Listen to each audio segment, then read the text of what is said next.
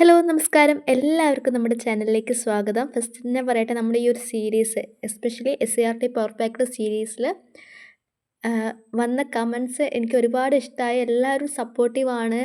ഇതേപോലെ ഈ സീരീസ്, അതായത് നമ്മൾ ചാപ്റ്റർ മൊത്തമായിട്ട് എടുത്തിട്ട് അതിന്ന് A to Z points include ചെയ്തിട്ടുള്ള ക്വസ്റ്റ്യൻസ് ആണല്ലോ നമ്മൾ ഇട്ടത്. അപ്പോൾ അങ്ങനെ തന്നെ മതിയെന്ന് എല്ലാവരും റെസ്പോണ്ട് ചെയ്തിട്ടുണ്ട്. അപ്പോൾ നമ്മൾ ഇന്നും അങ്ങനെ തന്നെയാണ് ചെയ്യുന്നത്. നിങ്ങളുടെ സപ്പോർട്ടിന് നന്ദി പറഞ്ഞുകൊണ്ട് തന്നെ നമുക്ക് ബാക്കി നോക്കാം.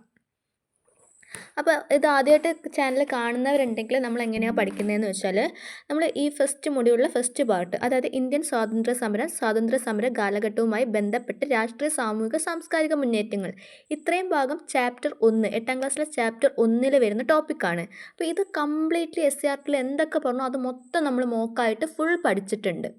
ഇനി അടുത്ത ഏരിയ എന്ന് പറയുന്നത് ദേശീയ പ്രസ്ഥാനങ്ങളാണ്. അതെന്ന് പറയുന്നത് 8ാം ക്ലാസ്സിലെ 2ാമത്തെ ചാപ്റ്ററും അതുപോലെ തന്നെ 10ാം ക്ലാസ്സിലെ 6ാമത്തെ ചാപ്റ്ററിലായിട്ടാണ് ആ ഒരു ഏരിയ കിടക്കുന്നത്. അപ്പോൾ ഇന്ന് നമ്മൾ 8ാം ക്ലാസ്സിലെ 2ാമത്തെ ചാപ്റ്ററിൽ, അതായത് എല്ലാ പോയിൻറ്റ്സ്, കുഞ്ഞു പോയിൻറ്റ്സ്, ഒരു സ്റ്റേറ്റ്മെൻറ്റായി ചോദിക്കാൻ ചാൻസുള്ള എല്ലാ പോയിൻറ്റ്സ് ഇൻക്ലൂഡ് ചെയ്തിട്ടാണ് നമ്മൾ ഈ വീഡിയോ ചെയ്യുന്നത്. അപ്പോൾ ഈ ഒരു ഏരിയ ആണ് ഇന്ന് നമ്മൾ ഡിസ്കസ് ചെയ്യുന്നത്. മനസ്സിലായില്ലേ? ഇങ്ങനെയാണ് നമ്മൾ ഫോളോ ചെയ്യുന്നത്. അതുകൊണ്ട് മൈന്യൂട്ടായിട്ടുള്ള പോയിൻറ്റ്സ് വരെ നമ്മൾ നമ്മുടെ മോക്കിൽ ആഡ് ചെയ്യുന്നുണ്ട്. അപ്പോൾ നിങ്ങൾക്ക് നമ്മുടെ ചാനൽ ഇഷ്ടമാവുകയാണെങ്കിൽ എന്തായാലും ലൈക്ക് ചെയ്യണം, ഷെയർ ചെയ്യണം, സബ്സ്ക്രൈബ് ചെയ്യണം. അതുപോലെ തന്നെ നമ്മൾ ഡിസ്കസ് ചെയ്യുന്ന ചാപ്റ്റർ ദേശീയ പ്രസ്ഥാനത്തിൻ്റെ ആവിർഭാവത്തിലേക്ക്, 8ാം ക്ലാസ്സിലെ 2ാമത്തെ ചാപ്റ്ററാണ്. ഓക്കെ, 1ാമത്തെ ചാപ്റ്റർ അധിനിവേശം ചെറുത്തുനിൽപ്പ് നമ്മൾ കംപ്ലീറ്റ്ലി തൂത്തുണ്ട് എന്ന് പറയാം. അതൊന്നും എന്ത് ക്വസ്റ്റ്യൻ വന്നാലും നമ്മൾ എഴുതുന്ന രീതിയിൽ നമ്മൾ മോക്കിട്ടിട്ടുണ്ട്. ഇന്ന് നമ്മൾ 2ാമത്തെ ചാപ്റ്ററിലാണ് ഡിസ്കസ് ചെയ്യുന്നത്. ഞാൻ പറഞ്ഞൊരു പോർഷനാണ് നോക്കുന്നത്. അപ്പോൾ ആദ്യത്തെ ക്വസ്റ്റ്യൻ, നീൽ ദർപ്പൺ എന്ന നാടകം രചിച്ചത് ആരാണ്? നീൽ ദർപ്പൺ എന്ന നാടകം രചിച്ചത് ആരാണ്? ഓപ്ഷൻ എ, ദീനബന്ധു മിത്രയാണ് നീൽ ദർപ്പൺ എന്ന നാടകം രചിച്ചിട്ടുള്ളത്. നീൽ ദർപ്പൺ എന്ന നാടകം ഏത് വിഭാഗം ജനങ്ങളുടെ ചൂഷണത്തിനെതിരെയാണ് സംസാരിക്കുന്നത്? നീൽ ദർപ്പൺ എന്ന നാടകം ഏത് വിഭാഗം ജനങ്ങളുടെ ചൂഷണത്തിനെതിരെയാണ് സംസാരിക്കുന്നത്? നീലം പയർ അല്ലെങ്കിൽ നീലം തോട്ടം തൊഴിലാളികളുടെ അവർ നേരിട്ട പ്രശ്നങ്ങളൊക്കെയാണ് ആ നാടകത്തിൽ പറഞ്ഞിട്ടുള്ളത്. ഇന്ത്യയുടെ വന്ധ്യവയോധികൻ, grand old man of India എന്നറിയപ്പെടുന്നത് ആരാണ്? ഇന്ത്യയുടെ വന്ധ്യവയോധികൻ എന്നറിയപ്പെടുന്നത് ആരാണ്? ഓപ്ഷൻ സി, ദാദാബായ് നവറോജിയാണ് ഇന്ത്യയുടെ വന്ധ്യവയോധികൻ എന്നറിയപ്പെടുന്നത്. ആക്ച്വലി നമ്മൾ അവിടെ പഠിച്ചത് ഈ ഗോത്രകലാപം വരെയാണ്. ഇനി നമ്മൾ ദേശീയതയിലേക്ക് വരുന്നൊരു ആ ഒരു ഫ്ലോയാണ് ഇങ്ങോട്ട് പറഞ്ഞു പോകുന്നത്. അങ്ങനെയാണ് നമ്മൾ മോക്ക് ഇട്ടിട്ടുള്ളത്. അപ്പം ദാദാബായ് നവറോജിയുടെ പ്രശസ്തമായിട്ടുള്ളൊരു സിദ്ധാന്തമാണ് എന്ത്? ചോർച്ച സിദ്ധാന്തം. ചോർച്ച സിദ്ധാന്തം ആവിഷ്കരിച്ചത് ആരാണ്? ദാദാബായ് നവറോജി. അതിലെന്താ പറയുന്നത്? ബ്രിട്ടീഷുകാർ ഇന്ത്യയുടെ സമ്പത്തിനൊക്കെ ചോർത്തിക്കൊണ്ട് പോവുകയാണെന്നാണ് അതിൽ പറഞ്ഞിട്ടുള്ളത്. ഡ്രെയിൻ തിയറി ആരതാണ്? ദാദാബായ് നവറോജിയുടെ. Poverty and un British rule in India, എന്താണ്? Poverty and un British rule in India ആരതാണ്? ദാദാബായ് നവറോജിയുടേതാണ് കേട്ടോ. Poverty and un British rule in India ആരതാണ്? ദാദാബായ് നവറോജി. അടുത്ത ക്വസ്റ്റ്യൻ നോക്കിയേ. ചുവടെ നൽകിയിരിക്കുന്നവരിൽ ഇന്ത്യൻ ദേശീയ പ്രസ്ഥാനത്തിൻ്റെ ആദ്യകാല നേതാക്കളിൽ ഉൾപ്പെടുന്നത് ആരെല്ലാം? ദാദാബായ് നവറോജി തന്നിട്ടുണ്ട്, RC ദത്ത് തന്നിട്ടുണ്ട്, മഹാദേവ് ഗോവിന്ദ റാനഡെ തന്നിട്ടുണ്ട്. ആദ്യകാല ദേശീയ പ്രസ്ഥാനത്തിൽ ഉൾപ്പെടുന്നവർ ആരെല്ലാം എന്നാണ് ചോദിച്ചത്. 3 പേരും, അതായത് ദാദാബായ് നവറോജിയും RC ദത്തും മഹാദേവ് ഗോവിന്ദ റാനഡെ, ഇവർ 3 പേരും എന്താണ്?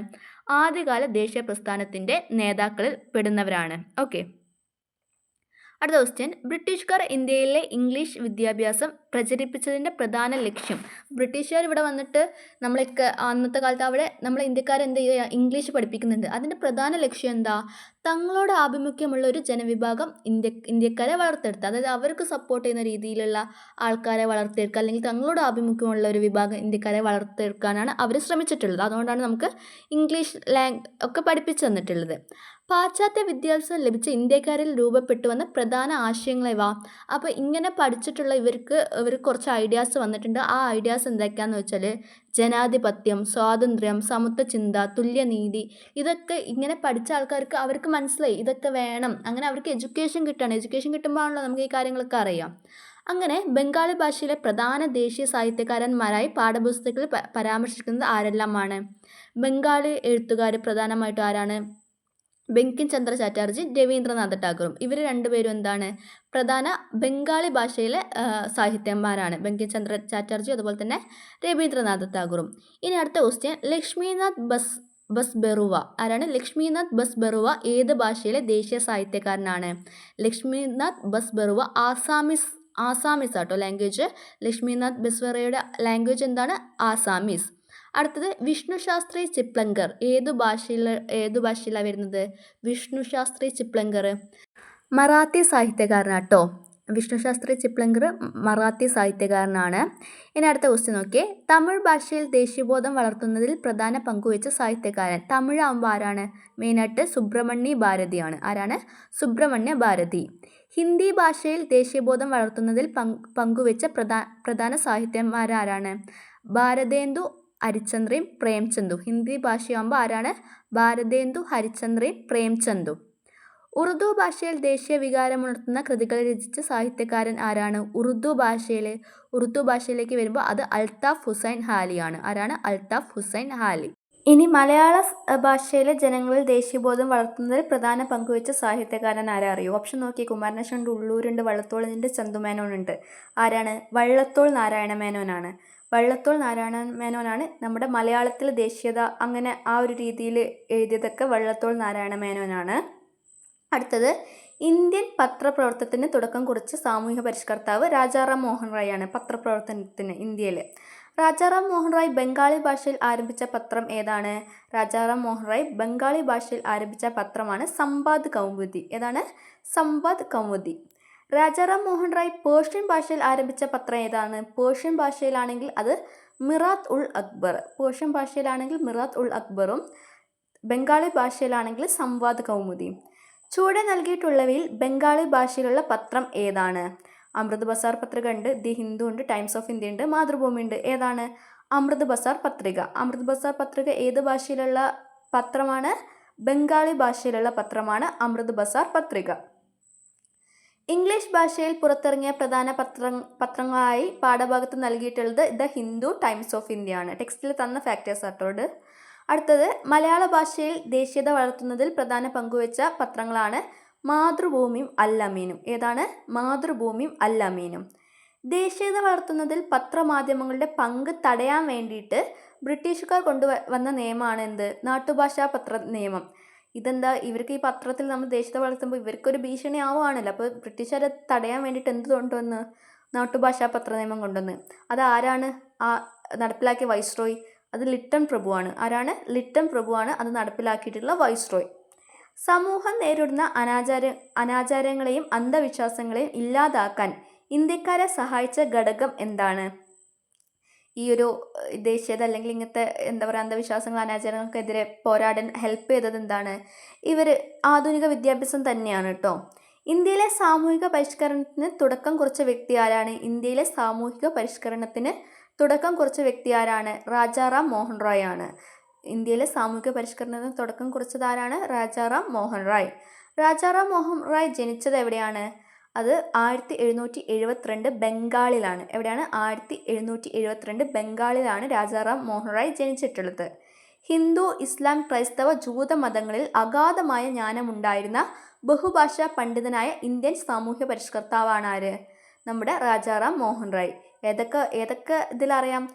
ഹിന്ദു, ഇസ്ലാം, ക്രൈസ്തവ, ജൂത മതങ്ങളിൽ അത്രയും പണ്ഡിതനായിരുന്നു ആര്? രാജാറാം മോഹൻ റായ്. സതി നിർത്തലാക്കുന്നതിൽ മുഖ്യ പങ്കുവെച്ച സാമൂഹിക പരിഷ്കർത്താവ്. സതി നിർത്തലാക്കുന്നതിൽ മെയിനായിട്ട് ആരാണ്? രാജാറാം മോഹൻ റായ് തന്നെയാണ്. രാജാറാം മോഹൻ റായ് സ്ഥാപിച്ച സാമൂഹ്യ പരിഷ്കരണ പ്രസ്ഥാനം ഏതാണ്? ബ്രഹ്മസമാജം. ബ്രഹ്മസമാജം ആരതാണ്? രാജാറാം മോഹൻ റായിയുടേത്. വിഗ്രഹാരാധന, ബഹുദൈവ വിശ്വാസം എന്നിവയ്ക്കെതിരെ നിലകൊള്ളുകയും സ്ത്രീകളുടെ സ്വത്തവകാശത്തിനായി വാദിക്കുകയും ചെയ്ത നേതാവും കൂടി ആയിരുന്നു ആര്? രാജാറാം മോഹൻ റായ്. അടുത്ത ക്വസ്റ്റ്യൻ നോക്കിയേ.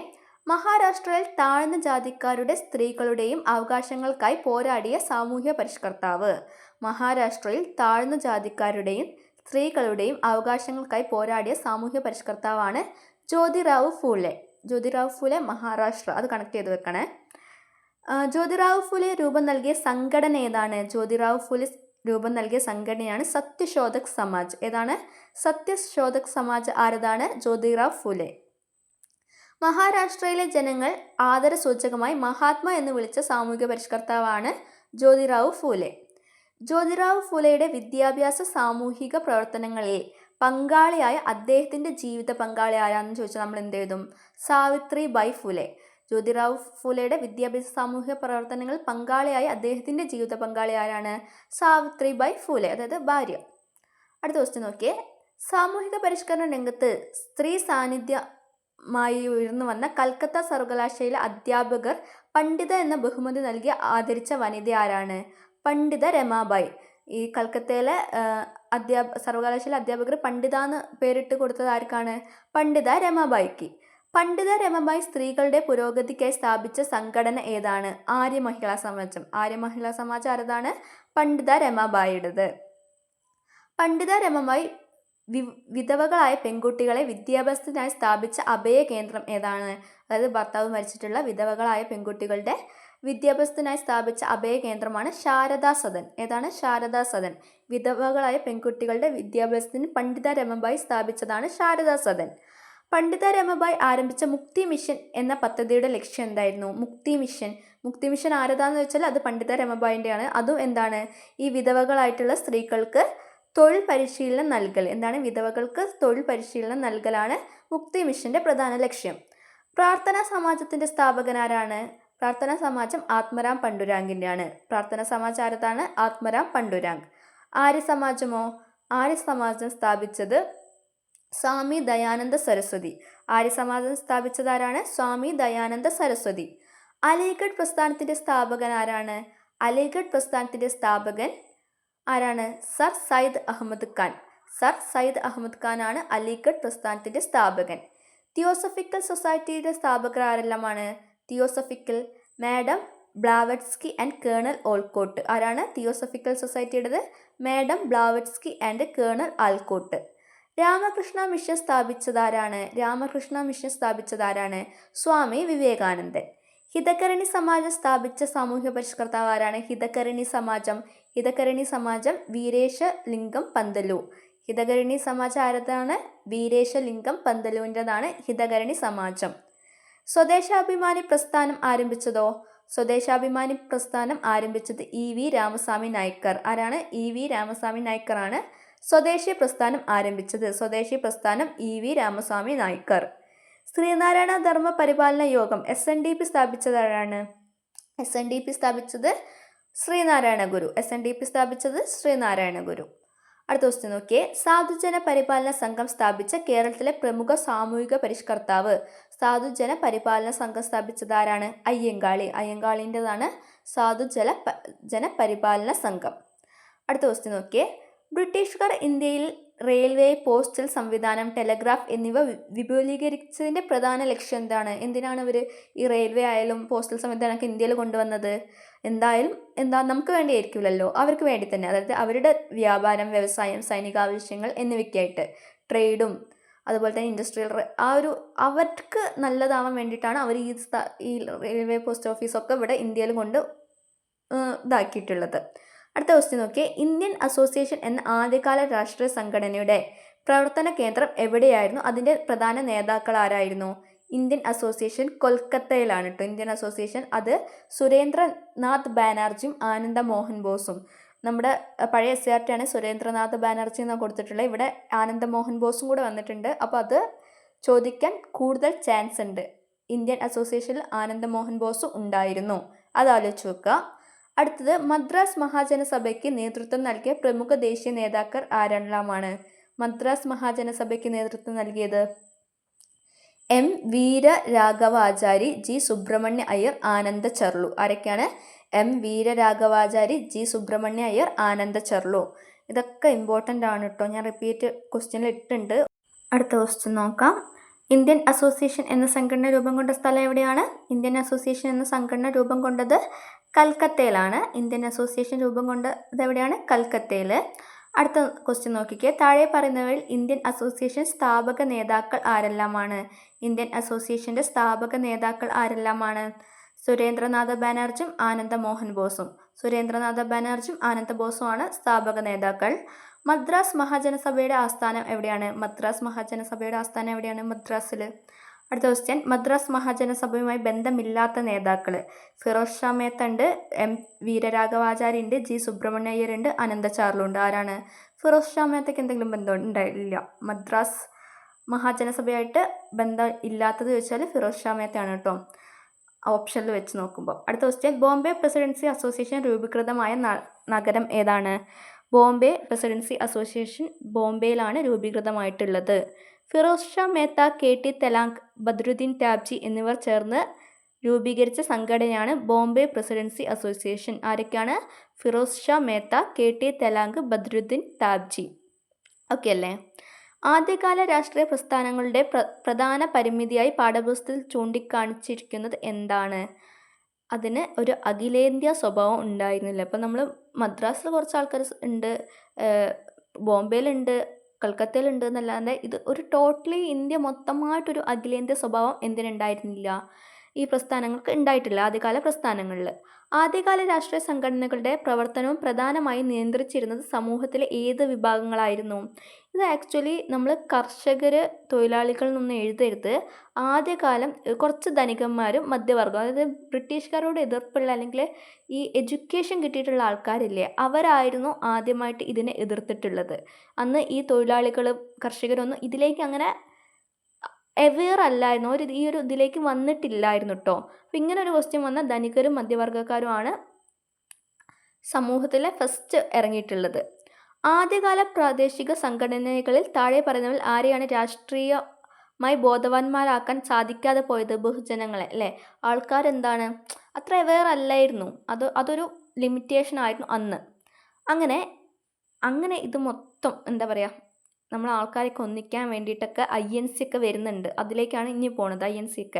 INC രൂപീകൃതമായ വർഷം ഏതാണ്? 1885. ഇന്ത്യൻ നാഷണൽ കോൺഗ്രസിൻ്റെ ആദ്യ യോഗം നടന്ന തീയതി എന്നാണ്? INCയുടെ ആദ്യ യോഗം നടന്ന തീയതി എന്നാന്ന് വെച്ചാൽ 1885 ഡിസംബർ 28-ന്. എന്നാണ്? 1885 ഡിസംബർ 28-നാണ് INCയുടെ ആദ്യ യോഗം നടന്നിട്ടുള്ളത്. ഇന്ത്യൻ നാഷണൽ കോൺഗ്രസിൻ്റെ ആദ്യ സമ്മേളനം ആരംഭിച്ച സമയം ഏതായിരുന്നു? പകൽ 12 മണി. ഓക്കെ, ഉച്ചയ്ക്ക് പകൽ 12 മണിക്കാണ് ആദ്യ സമ്മേളനം നടന്ന സമയം. INCയുടെ ആദ്യ സമ്മേളനത്തിന് വേദിയായ കലാലയം ഏതാണ്? കോളേജ് ഏതാണ്? ഗോകുൽദാസ് തേജ്പാൽ സംസ്കൃത കോളേജ്. ഗോകുൽദാസ് തേജ്പാൽ സംസ്കൃത് കോളേജിലാണ് INCയുടെ ആദ്യ സമ്മേളനം നടന്നത്. അന്ന് എത്ര പ്രതിനിധികളാണ് പങ്കെടുത്തത് INCയുടെ സമ്മേളനത്തിൽ? 72 പ്രതിനിധികളാണ് INCയുടെ സമ്മേളനത്തിൽ പങ്കെടുത്തിട്ടുള്ളത്. ഇന്ത്യൻ നാഷണൽ കോൺഗ്രസിൻ്റെ രൂപീകരണത്തിന് മുൻകൈ എടുത്ത ഇംഗ്ലീഷുകാരനായ മുൻ സിവിൽ സർവീസ് ഉദ്യോഗസ്ഥനാരാണ്? INCയുടെ രൂപീകരണത്തിന് മുൻകൈ എടുത്ത ഇംഗ്ലീഷുകാരനായ മുൻ സിവിൽ സർവീസ് ഉദ്യോഗസ്ഥനാണ് എലൻ ഒക്ടോൺ ഹ്യൂം അല്ലെങ്കിൽ AO ഹ്യൂം. അടുത്ത ക്വസ്റ്റ്യൻ, ഇന്ത്യൻ നാഷണൽ കോൺഗ്രസിൻ്റെ ആദ്യ സമ്മേളനത്തിൽ അധ്യക്ഷത വഹിച്ചതാരാണ്? അധ്യക്ഷനാരായിരുന്നു? WC ബാനർജി ആയിരുന്നു അധ്യക്ഷൻ. അടുത്ത ക്വസ്റ്റ്യൻ നോക്കിയേ, ഇന്ത്യയുടെ വിവിധ ഭാഗങ്ങളിൽ നിന്നുള്ള സാമൂഹിക രാഷ്ട്രീയ പ്രവർത്തകർക്കിടയിൽ എന്തു രൂപീകരിക്കലായിരുന്നു ആദ്യ സമ്മേളനത്തിൻ്റെ പ്രധാന ലക്ഷ്യം? ഇവർക്കിടയിൽ ഒരു പൊതു അഭിപ്രായം അല്ലേ, ഒരു കോമൺ ഇൻട്രസ്റ്റ് അല്ലെങ്കിൽ ഒരു പൊതു അഭിപ്രായം ഉണ്ടാക്കിയെടുക്കലായിരുന്നു ഇതിൻ്റെ ആദ്യത്തെ ലക്ഷ്യം INCയുടേത്. ഇന്ത്യൻ നാഷണൽ കോൺഗ്രസിൻ്റെ പ്രഖ്യാപിത ലക്ഷ്യങ്ങളിൽ പ്രധാനപ്പെട്ടത് എന്തായിരുന്നു? INCയുടെ പ്രഖ്യാപിത ലക്ഷ്യങ്ങളിൽ പ്രധാനപ്പെട്ടത് വിവിധ ഭാഗങ്ങളിലെ രാഷ്ട്രീയ പ്രവർത്തകർക്കിടയിൽ സൗഹൃദ ബന്ധം വളർത്തുക. ഇത് മൊത്തം എന്താണ് നമ്മൾ പറഞ്ഞു, ഒരു അഖിലേന്ത്യാ സ്വഭാവം ഉണ്ടായിട്ടില്ല, എല്ലാം ചിന്നിച്ചിതറി കിടക്കുകയാണ്. അപ്പോൾ ഇവർക്കിടയിൽ എന്താണ്, ഒരു സൗഹൃദ ബന്ധം വളർത്തുക എന്നുള്ളത് തന്നെയാണ് ഇവരുടെ പ്രഖ്യാപിത ലക്ഷ്യം ഉണ്ടായിട്ടുള്ളത്. ജാതിയുടെയോ മതത്തിൻ്റെയോ പ്രവിശ്യയുടെയോ വ്യത്യാസമില്ലാതെ ജനങ്ങളിൽ എന്ത് വളർത്താനാണ് കോൺഗ്രസ് ആഗ്രഹിച്ചത്? അത് ജാതി, മതം, ഇത് പ്രവിശ്യ അതൊന്നും അല്ലാതെ എല്ലായിടത്തിലും ഒരു ദേശീയ ഐക്യബോധം. അതായത് നമ്മളൊന്നല്ലാണ്ട് കേരള വേറെ, മദ്രാസ് വേറെ അങ്ങനെയൊന്നുമില്ല, എന്താ പറയുക, തിരുവിതാംകൂർ വേറെ അങ്ങനെയൊന്നുമില്ല, ഒരു ദേശീയ ഐക്യബോധം. അങ്ങനെയാണ് അതാണ് അവരുടെ ലക്ഷ്യം ഉണ്ടായിട്ടുള്ളത്. പൊതു ആവശ്യങ്ങൾ രൂപീകരിച്ച് അവ ആരുടെ മുൻപാകെ അവതരിപ്പിക്കാനാണ് കോൺഗ്രസ് ലക്ഷ്യമിട്ടത്? അപ്പോൾ ഇവർക്ക് എന്താണ്, ഇവരുടെ മെയിൻ ഒബ്ജക്റ്റീവ് എന്താണ്? ഇവർക്ക് കുറേ നീഡ്സ് ഉണ്ട്. ആ നീഡ്സൊക്കെ ബ്രിട്ടീഷ് ഗവൺമെൻറ്റിനെ അറിയിക്കുക, തങ്ങൾക്ക് അവരെ പ്രശ്നങ്ങൾ അറിയിക്കുക, അതായിരുന്നു അവരുടെ ലക്ഷ്യം ഉണ്ടായിട്ടുള്ളത്. രാജ്യത്ത് പൊതു അഭിപ്രായം രൂപീകരിക്കാനും ജനങ്ങളെ എന്ത് ചെയ്യാനുമാണ് കോൺഗ്രസ് തീരുമാനിച്ചത്? എന്ത് ചെയ്യാനാണ്? സംഘടിപ്പിക്കാൻ, എല്ലാവരും ഒരുമിച്ച് വരാൻ വേണ്ടിയിട്ടാണ്. ഇതൊക്കെ പ്രസ്താവനയായിട്ട് ചോദിക്കുക, അതുകൊണ്ടിട്ട് ഞാൻ കുഞ്ഞു പോയിന്റ് വരെ ഇവിടെ എടുത്തിടുന്നത്. അടുത്ത നോക്കിയേ, സിവിൽ സർവീസ് പരീക്ഷകളുമായി ബന്ധപ്പെട്ട് കോൺഗ്രസിൻ്റെ ആദ്യകാല ആവശ്യം എന്തായിരുന്നു? അഖിലേന്ത്യാ മത്സര പരീക്ഷകൾ ഇന്ത്യയിലും കേന്ദ്രം അനുവദിക്കുക. അതാണ് ഇവരുടെ മെയിൻ ലക്ഷ്യം. അതായത് അന്നൊക്കെ നമ്മൾ ലണ്ടനിൽ അവിടെ പോയിട്ട് എഴുതണമായിരുന്നു. അപ്പോൾ ഇവർക്ക് എന്ത് വേണം? ഇന്ത്യയിലും സെൻറ്റർ വേണം എക്സാമിന്. ഈ വാർഷിക സമ്മേളനങ്ങൾ ഏത് മാസത്തിലാണ് നടക്കുന്നത്? സാധാരണയായിട്ട് ഡിസംബറിലാണ് നടക്കാറ്. താഴെ പറഞ്ഞവരിൽ കോൺഗ്രസിൻ്റെ ആദ്യകാലത്തെ പ്രധാന നേതാവ് ആരായിരുന്നു? കോൺഗ്രസിൻ്റെ ആദ്യകാലത്തെ പ്രധാന നേതാവ് ദാദാഭായ് നവറോജി തന്നെയായിരുന്നു കേട്ടോ, തന്നതിൽ വെച്ചിട്ട്. അടുത്ത ക്വസ്റ്റ്യൻ, ഗോപാലകൃഷ്ണ ഗോഖലെ, ബാലഗംഗാധര തിലകൻ എന്നിവർ ഏത് സംഘടനയിലെ ആദ്യകാല നേതാക്കളായിരുന്നു? ഇന്ത്യൻ നാഷണൽ കോൺഗ്രസിൻ്റെ ആദ്യകാല നേതാക്കളായിരുന്നു ആര്? ഗോപാലകൃഷ്ണ ഗോഖലെയൊക്കെ. അടുത്ത നോക്കിയേ, ഇന്ത്യൻ നാഷണൽ കോൺഗ്രസിൻ്റെ അധ്യക്ഷനായ ആദ്യ മലയാളി ആരാണ്? Sir C Sankaran Nair. ചേറ്റൂർ ശങ്കരൻ നായരാണ്. സർ സി ശങ്കരൻ നായരുടെ കോൺഗ്രസ് സമ്മേളനത്തിൻ്റെ അധ്യക്ഷ പദവി അലങ്കരിച്ചത് ഏത് വർഷത്തിലാണ്? 1897. ആ ഒരു വർഷത്തിലാണ് INC പ്രസിഡന്റ് ആയിട്ടുള്ളത് ആര്? സി ശങ്കരൻ നായർ. സി ശങ്കരൻ നായർ അധ്യക്ഷത വഹിച്ച കോൺഗ്രസ് സമ്മേളനം നടന്നത് എവിടെ വെച്ചിട്ടാണ്? അമരാവതിയിൽ. 1897 അമരാവതി സമ്മേളനത്തിലാണ് ചേറ്റൂർ ശങ്കരൻ നായർ അധ്യക്ഷത വഹിച്ചിട്ടുള്ളത്. ആദ്യകാല കോൺഗ്രസ് നേതാക്കളുടെ ലക്ഷ്യങ്ങൾ എന്ത് വളർത്താനാണ് പ്രധാനമായും സഹായിച്ചത്? ഒരു ദേശീയബോധം, എല്ലാവർക്കിടയിലും ഒരു ദേശീയബോധം. ബംഗാൾ വിഭജനത്തിൻ്റെ ലക്ഷ്യം വിശദീകരിച്ചുകൊണ്ട് ബംഗാൾ വിഭജിക്കപ്പെട്ടാൽ ശക്തിക്ഷയമുണ്ടാകും എന്ന് ഔദ്യോഗികമായി കുറിപ്പ് എഴുതിയതാരാണ്? HS റിസ്ലെയാണ് കേട്ടോ. HS റിസ്ലെയാണ്. അതായത് ബംഗാൾ വിഭജിച്ച എന്താവും, ഈ ഒരു ബഹുജനം, ഇവരൊരു ഐക്യബോധമൊക്കെ തകരും എന്നുള്ളൊരു ലെവലിലേക്ക് അങ്ങനെ പറഞ്ഞതാരാണ്? HS റിസ്ലെ. ബംഗാൾ വിഭജനം ആസൂത്രണം ചെയ്ത സമയത്ത് ബ്രിട്ടീഷ് ഇന്ത്യയുടെ ആഭ്യന്തര സെക്രട്ടറി ആയിരുന്നു ഈ HS റിസ്ലെ. അടുത്തത് നോക്കിയേ, കോൺഗ്രസ് നേതാക്കളുടെ തോന്നിവാസം തകർക്കാനും ഭരണത്തിൻ്റെ എതിരാളികളെ ഭിന്നിപ്പിക്കാനുമായി ബ്രിട്ടീഷുകാർ ആവിഷ്കരിച്ച പ്രധാന തന്ത്രമാണ് ബംഗാൾ വിഭജനം. ഇവർ അപ്പം ഈ പ്രശ്നമൊക്കെ സോൾവ് ചെയ്യാൻ ഇവർ കണ്ടെത്തിയൊരു മാർഗ്ഗമാണ് ബംഗാൾ വിഭജനം. ബംഗാൾ വിഭജനത്തിലൂടെ ബ്രിട്ടീഷ് അധികാരികൾ ലക്ഷ്യമിട്ടത് എന്തിനെയാണ്?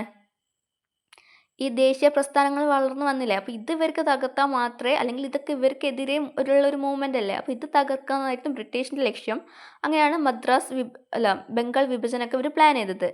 ദേശീയ പ്രസ്ഥാനത്തിൻ്റെ ശക്തി കേന്ദ്രമായി ബ്രിട്ടീഷുകാർ വിലയിരുത്തിയത് എവിടെയാണ്? ബംഗാളിനെയാണ്. ബംഗാൾ വിഭജനത്തിന് കാരണമായി ബ്രിട്ടീഷ് വൈസ്രോയി കേഴ്സൺ പ്രഭു ഔദ്യോഗികമായി വാദിച്ചത് എന്താണ്? ഇവർ ഭരണനിർവഹണം സൗകര്യം കുറച്ചും കൂടെ ഫലപ്രദമാക്കാൻ വേണ്ടിയിട്ടാണ് ഞങ്ങൾ ബംഗാൾ വിഭജിക്കുന്നത് എന്നാണ് അന്ന് കേഴ്സൺ പ്രഭു പറഞ്ഞിട്ടുള്ളത്. ബംഗാൾ വിഭജനം നടപ്പിലാക്കിയ ബ്രിട്ടീഷ് വൈസ്രോയി ആരാണ്? കേഴ്സൺ പ്രഭുവാണ്. ബംഗാൾ വിഭജനം നടപ്പിലാക്കിയ ബ്രിട്ടീഷ് വൈസ്രോയി ആരാണ്? കേഴ്സൺ പ്രഭു. ബംഗാൾ വിഭജനത്തിൽ കിഴക്കൻ ബംഗാൾ ഏത് വിഭാഗത്തിന് ഭൂരിപക്ഷമുള്ള പ്രദേശമായിരുന്നു? കിഴക്കൻ ബംഗാളാണെങ്കിൽ അതൊരു മുസ്ലിം ഭൂരിപക്ഷ പ്രദേശമായിരുന്നു. കിഴക്കൻ ബംഗാൾ എവിടെയാണ്? മുസ്ലിം ഭൂരിപക്ഷ പ്രദേശവും. അതുപോലെ തന്നെ നമ്മുടെ പടിഞ്ഞാറൻ ബംഗാൾ എന്തായിരുന്നു? കുറച്ച് ഹിന്ദു ഭൂരിപക്ഷ പ്രദേശമായിരുന്നു. കിഴക്കനാണെങ്കിൽ അത് മുസ്ലിം ഭൂരിപക്ഷ പ്രദേശവും പടിഞ്ഞാറാണെങ്കിൽ അത് ഹിന്ദു ഭൂരിപക്ഷ പ്രദേശമായിരുന്നു. ബംഗാൾ വിഭജനം നിലവിൽ വന്ന തീയതി എന്നാണ്? 1905 ഒക്ടോബർ 16 ബംഗാൾ വിഭജനം നിലവിൽ വന്നത്. 1905 ഒക്ടോബർ 16 ബംഗാളിൽ ഉടനീളം ജനങ്ങൾ എങ്ങനെയാണ് ആചരിച്ചത്? ദുഃഖാചരണം. ബംഗാളിൽ ദുഃഖാചരണമാണെങ്കിൽ കൽക്കത്തയിലോ ഹർത്താൽ ആചരിച്ചു. ബംഗാളിൽ ദുഃഖാചരണം നടത്തി, കൽക്കത്തയിൽ ഇവരെന്താ? ഹർത്താൽ ആചരിച്ചു. ബംഗാൾ വിഭജനകാലത്ത് അമർ സോനാർ ബംഗ്ല എന്ന ദേശഭക്തി ഗാനം രചിച്ചത് ആരാണ്? അമർ സോനാർ ബംഗ്ല എന്ന ദേശഭക്തി ഗാനം രചിച്ചത് രവീന്ദ്രനാഥ ടാഗോറാണ്. ബംഗാൾ വിഭജനത്തിനെതിരായുള്ള പ്രതിഷേധങ്ങളിൽ നിന്ന് ഉരുത്തിരിഞ്ഞ വലിയ സമരം ഏത് പേരിൽ അറിയപ്പെട്ടു? സ്വദേശി പ്രസ്ഥാനം. ബംഗാൾ വിഭജനവുമായിട്ട് ബന്ധപ്പെട്ട് വന്നൊരു പ്രസ്ഥാനമാണെന്ത്? സ്വദേശി പ്രസ്ഥാനം. ഇന്ത്യൻ ദേശീയ പ്രസ്ഥാനത്തിന് ശക്തമായ ഒരു കുതിച്ചുചാട്ടം ഉണ്ടായത് ഏത് പ്രസ്ഥാനത്തോടു കൂടിയാണ്? സ്വദേശി പ്രസ്ഥാനത്തോടു കൂടിയാണ് നമ്മുടെ ഒരു മാസീവ് എൻട്രി വന്നത് കേട്ടോ. അങ്ങനെ സ്വദേശി പ്രസ്ഥാനത്തിൻ്റെ പ്രധാന ആശയം എന്തൊക്കെയാണ്? ഇന്ത്യൻ വസ്തുക്കളുടെ ഉപയോഗവും ബ്രിട്ടീഷ് വസ്തുക്കളുടെ ബഹിഷ്കരണവും. അതായത് സ്വദേശി, നമ്മുടെ പ്രൊഡക്ട്സ് നമ്മൾ യൂസ് ചെയ്യുക, ബ്രിട്ടീഷിൻ്റെ നമ്മൾ യൂസ് ചെയ്യരുത്. ആ ഒരു ഇതായിരുന്നു അതിൻ്റെ ഒരു മോട്ടോ. സ്വദേശി പ്രസ്ഥാനത്തിൻ്റെ പ്രധാന സമരരീതി എന്തായിരുന്നു? സ്വാശ്രയത്വം അല്ലേ? സ്വാശ്രയം, നമ്മൾ ഉണ്ടാക്കുക, നമ്മൾ ഉൽപ്പാദിക്കുക, നമ്മൾ തന്നെ ഉപയോഗിക്കുക, അങ്ങനത്തെ ഒരു സെറ്റപ്പിലായിരുന്നു. ബ്രിട്ടീഷ് ഉൽപ്പന്നങ്ങൾ ബഹിഷ്കരിക്കുന്നതിലൂടെ സ്വദേശി സമരം ലക്ഷ്യമിട്ടത് എന്തായിരുന്നു? ബ്രിട്ടീഷ് സർക്കാരിന് കച്ചവടത്തിലൂടെ ലഭിക്കുന്ന വരുമാനം ഇല്ലാതാക്കുക. അങ്ങനെ ആകുമ്പോൾ ഇവർ പൊയ്ക്കോളും എന്നൊരു ഇതിലായിരിക്കും അവർ തുടങ്ങിയിട്ടുള്ളത്. സ്വദേശി പ്രസ്ഥാനത്തിൻ്റെ ഭാഗമായി ഇന്ത്യയിൽ താഴെ പറയുന്നവയിൽ ഏതാണ് ആരംഭിക്കാത്തത്? തുണിമില്ലുകൾ, ദേശീയ ബാങ്കുകൾ, ഇൻഷുറൻസ് കമ്പനികൾ ആരംഭിക്കുന്നുണ്ട്. വിദേശ വസ്ത്രശാലകൾ ആരംഭിക്കേണ്ട ആവശ്യമുണ്ടോ? ഇല്ല. നമ്മൾ സ്വാശ്രയത്വമാണ് അവിടെ നേടിക്കൊണ്ടിരിക്കുന്നത്, അപ്പോൾ അതിൻ്റെ ആവശ്യം ഉണ്ടായില്ല. സ്വദേശി പ്രസ്ഥാനത്തിൻ്റെ ഭാഗമായി ആരംഭിച്ച സംരംഭങ്ങളിൽ പെടാത്തത് ഏതാണ്? ബ്രിട്ടീഷ് റെയിൽവേ കമ്പനികൾ, സോപ്പ് നിർമ്മാണശാലകൾ, തീപ്പെട്ടി ഫാക്ടറികൾ, കൈത്തറി സ്ഥാപനങ്ങളൊക്കെ സ്ഥാപിച്ചിട്ടുണ്ട്. ആചാര്യ PC റോയ് ആരംഭിച്ച പ്രശസ്തമായ സ്വദേശി വ്യവസായ സ്ഥാപനം ഏതാണെന്ന് ചോദിച്ചാൽ അതേതാണ്? Bengal chemical store. Bengal chemical store ആരംഭിച്ചതാരാണ്? ആചാര്യ PC റോയ്. രവീന്ദ്രനാഥ ടാഗോർ തുടക്കമിട്ട സ്വദേശി പ്രസ്ഥാനവുമായി ബന്ധപ്പെട്ട സ്ഥാപനം ഏതാണ്? രവീന്ദ്രനാഥ ടാഗോർ തുടക്കമിട്ട ഏതാണ് അറിയോ? സ്വദേശി സ്റ്റോർ. സ്വദേശി സ്റ്റോർ ആരുമായി ബന്ധപ്പെട്ടതാണ്? രവീന്ദ്രനാഥ ടാഗോർ. അതുപോലെ തന്നെ ചിദംബരം പിള്ളയുടെ നേതൃത്വത്തിൽ ആരംഭിച്ച സ്വദേശി പ്രസ്ഥാനത്തിലെ പ്രധാന സംരംഭം എന്താണ്? ചിദംബരം പിള്ളയാണെങ്കിൽ അത് സ്വദേശി സ്റ്റീം നാവിഗേഷൻ കമ്പനി ആരതാണ്? ചിദംബരം പിള്ള. അടുത്ത ക്വസ്റ്റ്യൻ, സ്വദേശി പ്രസ്ഥാനത്തിൻ്റെ ഭാഗമായി ജംഷഡ്ജി ടാറ്റ സ്ഥാപിച്ച ഫാക്ടറിയാണ് സ്റ്റീൽ ഫാക്ടറി. ജംഷഡ്ജി ടാറ്റ എന്താണ് സ്ഥാപിച്ചത്? Steel factory.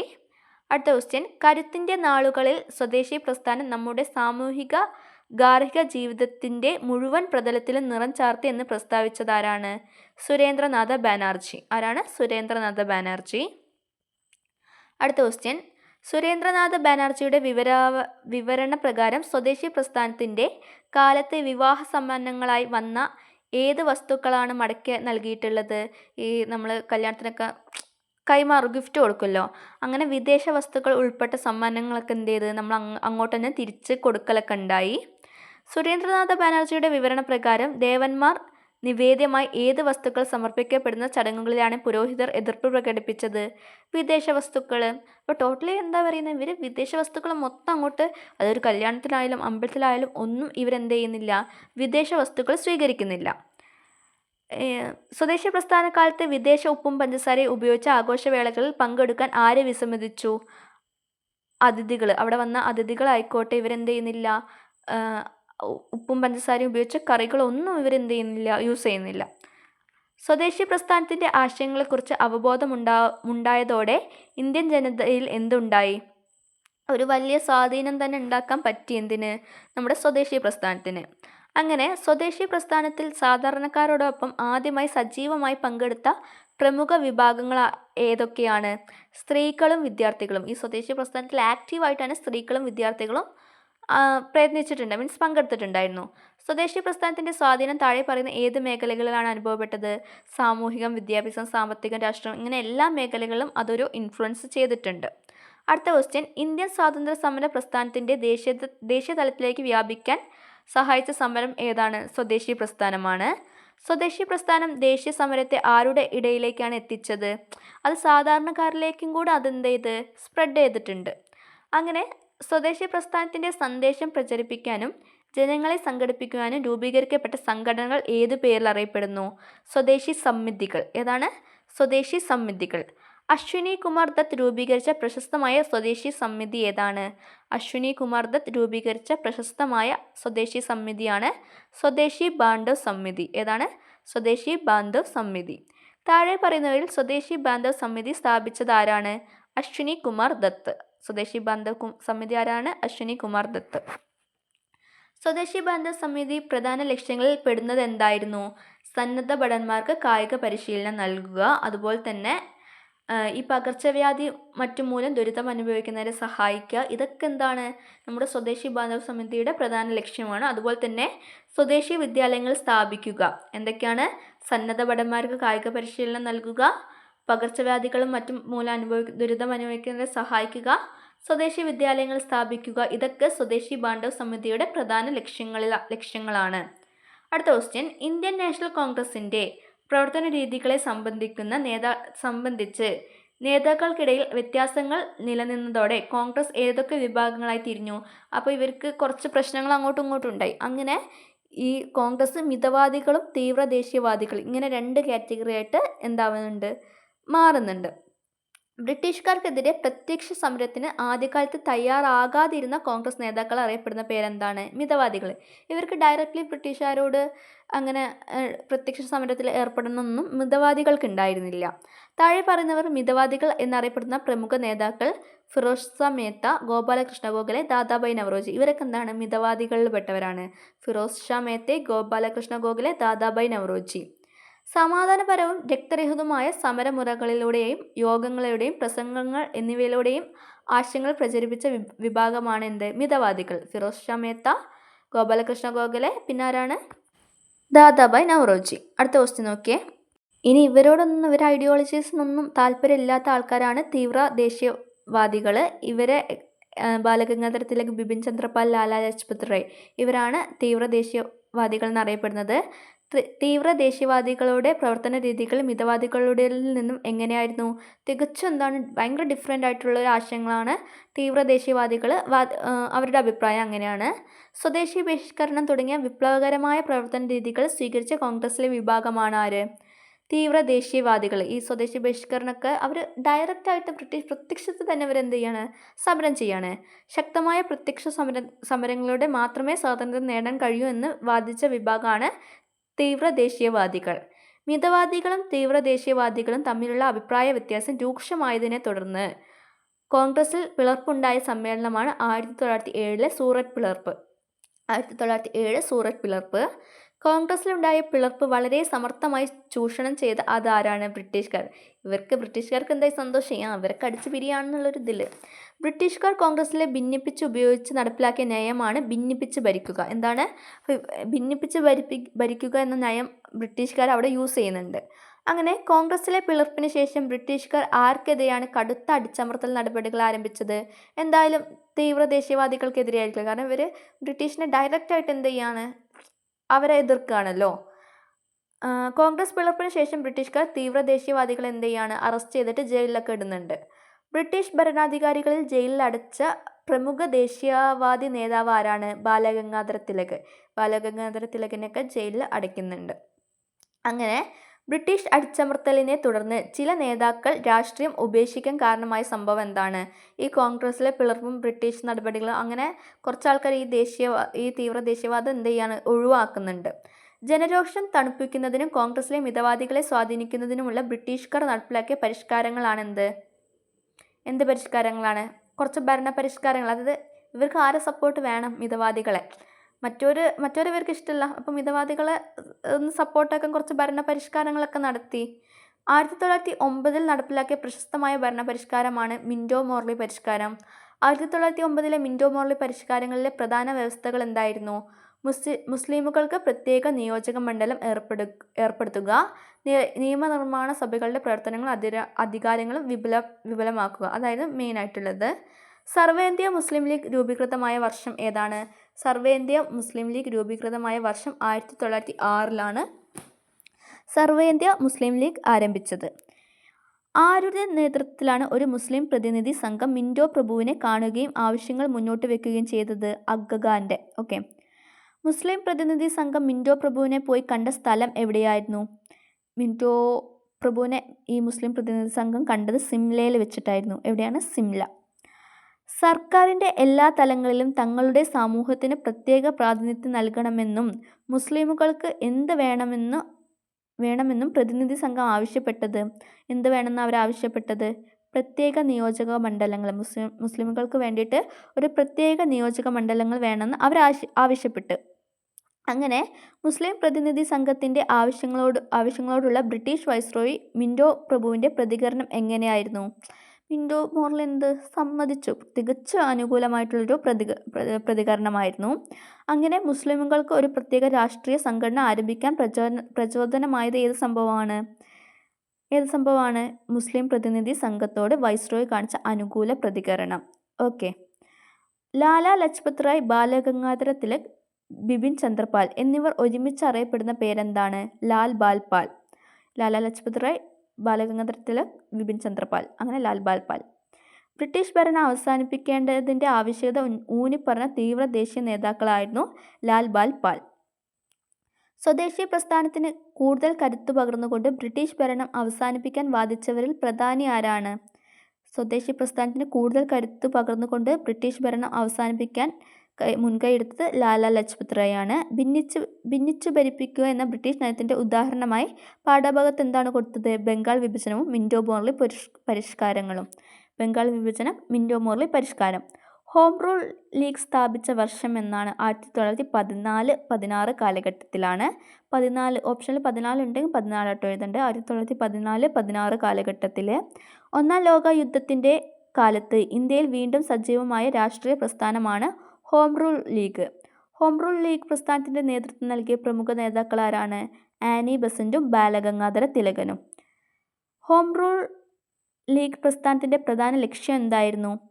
സ്വയംഭരണം. എന്താണ്? ഹോം റൂൾ ലീഗിൻ്റെ പ്രധാന ലക്ഷ്യം എന്താണ്? സ്വയംഭരണം.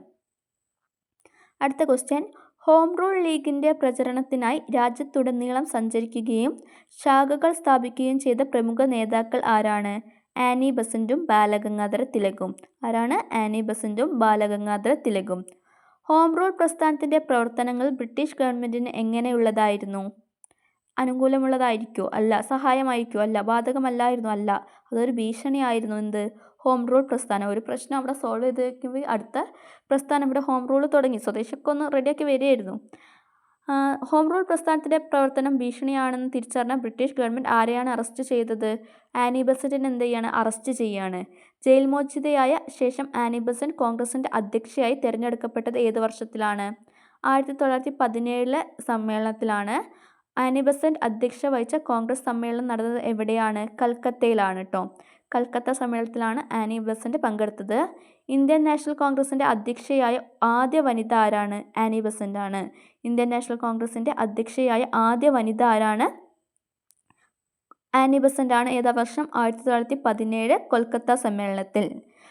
1916 കോൺഗ്രസിൻ്റെ വാർഷിക സമ്മേളനം നടന്ന സ്ഥലം എവിടെയായിരുന്നു? 1916 ലക്നൌവിൽ എന്ത് ചെയ്യാണ്? ഇവരെ വാർഷിക സമ്മേളനം നടക്കുകയാണ്.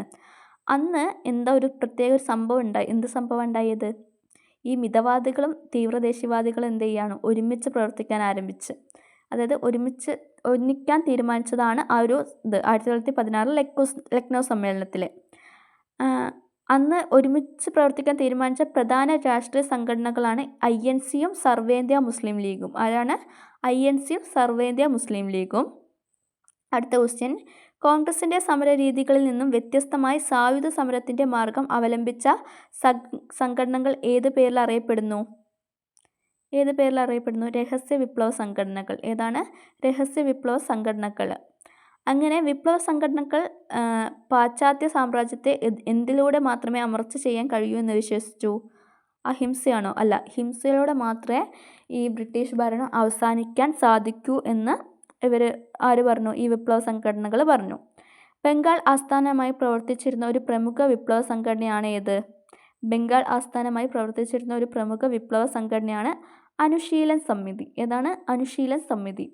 അനുശീലൻ സമിതിയുടെ പ്രധാന നേതാക്കൾ ആരായിരുന്നു? അനുശീലൻ സമിതിയുടെ പ്രധാന നേതാക്കൾ സച്ചിദ്രാനന്ദ് സന്യാലും അരബിന്ദ ഘോഷും. അനുശീലൻ സമിതിയുടെ പ്രധാന നേതാക്കൾ സച്ചിദാനന്ദ സന്യാലും അരവിന്ദ ഘോഷും. ഭാരത് മാതാ അസോസിയേഷൻ എന്ന വിപ്ലവ സംഘടനയുടെ ആസ്ഥാനം എവിടെയാണ്? ഭാരത് മാതാ അസോസിയേഷൻ എന്ന വിപ്ലവ സംഘടനയുടെ ആസ്ഥാനം മദ്രാസിലാണ്. താഴെ പറയുന്നവരിൽ ഭാരത് മാതാ അസോസിയേഷന് നേതൃത്വം നൽകാത്തതാരാണ്? സച്ചിദാനന്ദ സന്യാലാണ്. നീലകണ്ഠൻ ബ്രഹ്മചാരി, വാഞ്ചി അയ്യർ, അജിത് സിംഗ് ഈ ഭാരത് മാതയായിട്ട് ബന്ധപ്പെട്ടതാണ്. ഭാരത് മാതാ അസോസിയേഷൻ്റെ പ്രമുഖ നേതാക്കളാണ് നീലകണ്ഠൻ ബ്രഹ്മചാരി, വാഞ്ചി അയ്യർ, അജിത് സിംഗ്. യുഗാന്തർ പാർട്ടി എന്ന വിപ്ലവ സംഘടന പ്രവർത്തിച്ചിരുന്ന സ്ഥലം എവിടെയാണ്? യുഗാന്തർ പാർട്ടി ബംഗാളിലാട്ടോ. യുഗാന്തർ പാർട്ടി ഉണ്ടായിരുന്നത്. രാജ് ബിഹാരി ബോസും ഭൂപീന്ദ്രനാഥ് ദത്ത് എന്നിവർ ഏത് വിപ്ലവ സംഘടനയുടെ നേതാക്കളായിരുന്നു? രാജ് ബിഹാരി ബോസും രബീന്ദ്രനാഥ് ദത്തും യുഗാന്തർ പാർട്ടിയുടേത്. രാജ് ബിഹാരി ബോസും ഭൂപീന്ദ്രനാഥ് ദത്തും എന്താണ്? യുഗാന്തർ പാർട്ടി. അമേരിക്ക ആസ്ഥാനമായി പ്രവർത്തിച്ചിരുന്ന ഒരു ഇന്ത്യൻ വിപ്ലവ സംഘടനയാണ് ഗദർ പാർട്ടി. ഗദറാട്ടോ എഴുതിയ മാറിയതാണ് ഗദർ പാർട്ടി. ഗദർ പാർട്ടിയുടെ സ്ഥാപക നേതാവ് ആരാണ്? ലാല ഹർദയാൽ. ആരാണ്? ലാല ഹർദയാൽ. ബ്രിട്ടീഷുകാരുടെ വിവിധങ്ങളായ ചൂഷണങ്ങളും അതിനെതിരെ ഇന്ത്യൻ ജനത സ്വീകരിച്ച എന്തുമാണ് ഇന്ത്യൻ ദേശീയതയുടെ വളർച്ചയ്ക്ക് വഴിതെളിച്ചത്? ചെറുത്തുനിൽപ്പുകൾ. INC രൂപീകരണത്തോടെ ആളുകൾക്കെതിരെ ചെറുത്തുനിൽപ്പുകൾക്കാണ് ഒരു സംഘടിത രൂപം കൈവന്നത്. ബ്രിട്ടീഷുകാർക്കെതിരെയുള്ള ഒരു ചെറുത്തുനിൽപ്പാണ് അവിടെ നടന്നിട്ടുള്ളത്. ബംഗാൾ വിഭജനത്തിനെതിരെ നടന്ന ഏത് പ്രസ്ഥാനമാണ് പിൽക്കാലത്ത് ഗാന്ധിജിയുടെ നേതൃത്വത്തിൽ നടന്ന സ്വാതന്ത്ര്യ സമരത്തിന് അടിത്തറയിട്ടത്? ഏതാണ്? സ്വദേശി പ്രസ്ഥാനം. അങ്ങനെ ഇതൊക്കെ കഴിഞ്ഞ് നമ്മൾ ഗാന്ധി യുഗത്തിലേക്ക് എത്തുക കേട്ടോ. സ്വാതന്ത്ര്യ സമരം കൂടുതൽ ജനകീയവും ശക്തവുമായി തീർന്നത് പിൽക്കാലത്ത് ഗാന്ധിജിയുടെ നേതൃത്വത്തിലാണ്. അപ്പോൾ ഒരു 175 ക്വസ്റ്റ്യൻസ് നമ്മൾ ഡിസ്കസ് ചെയ്തിട്ടുണ്ട്. ഇനി ഗാന്ധിജി വന്ന് നമ്മുടെ സ്വാതന്ത്ര്യം, ആ ഒരു ടൈം ഭരണഘടന രൂപീകരണം, ആ ഒരു ഇതൊക്കെ പറയുന്നത് 10ാം ക്ലാസ്സിലെ 6ാമത്തെ ചാപ്റ്ററിലാണ്. 8ാം ക്ലാസ്സിൽ കഴിഞ്ഞാൽ പിന്നെ 9-ലൊന്നും പറയുന്നില്ല. പിന്നെ നേരെ 10-ലെ ഈ 6, 7, 8 ചാപ്റ്ററുകളിലാണ് സ്വാതന്ത്ര്യാനന്തര ഇന്ത്യ നേരിട്ട വെല്ലുവിളികൾ കാര്യങ്ങളൊക്കെ പറയുന്നത്. അതുവരെ നമ്മൾ എന്തായാലും SCRT കമ്പൈൻഡ് മോക്ക് നടത്തിയിരിക്കും. എന്തായാലും ഇതിന്നേ ക്വസ്റ്റ്യൻ വരുള്ളൂടോ. ഇതിലപ്പുറമൊന്നും അവർക്ക് ചോദിക്കാൻ ഉണ്ടാവില്ല, റെയറായിട്ടേ ചോദിക്കുള്ളൂ. അപ്പോൾ ഇതെന്തായാലും പഠിക്കുക. ഓക്കെ.